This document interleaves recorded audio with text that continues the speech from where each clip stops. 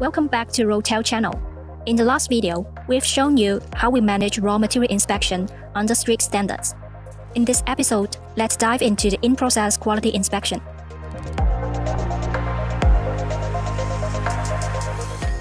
If you are experienced in the industry, you must know that the forming process is the most important part of the whole manufacturing process. If you are new to the industry, never mind.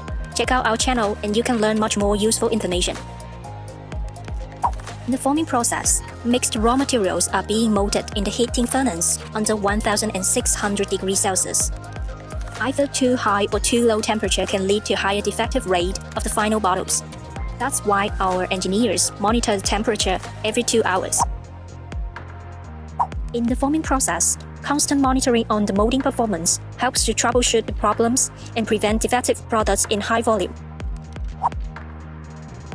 Our quality control staff randomly picks up a bottle from the conveyor belt and place it on the electric scales to see if the weight meets the specification, and then put it on the rotating base.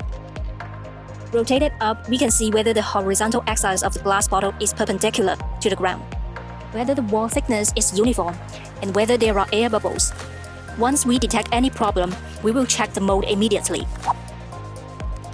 The inspected glass bottles are then transferred into the annealing machine.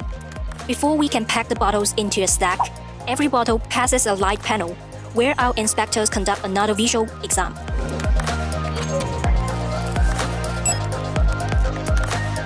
Any defective bottles will be screened out and discarded right away.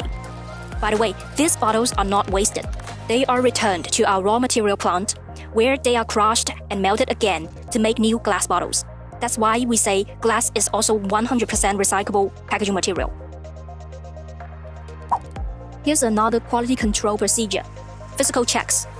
Our inspection items includes inner diameter of bottle mouth, outer diameter of bottle mouth, thickness of the silk mouth, height of the bottle.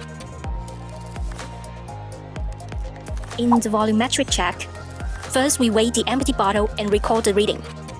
Then the bottle is filled with water and weighed again. By calculating the weight differences between two measurements, we can see if the volume of the sample bottle is aligning with the specification.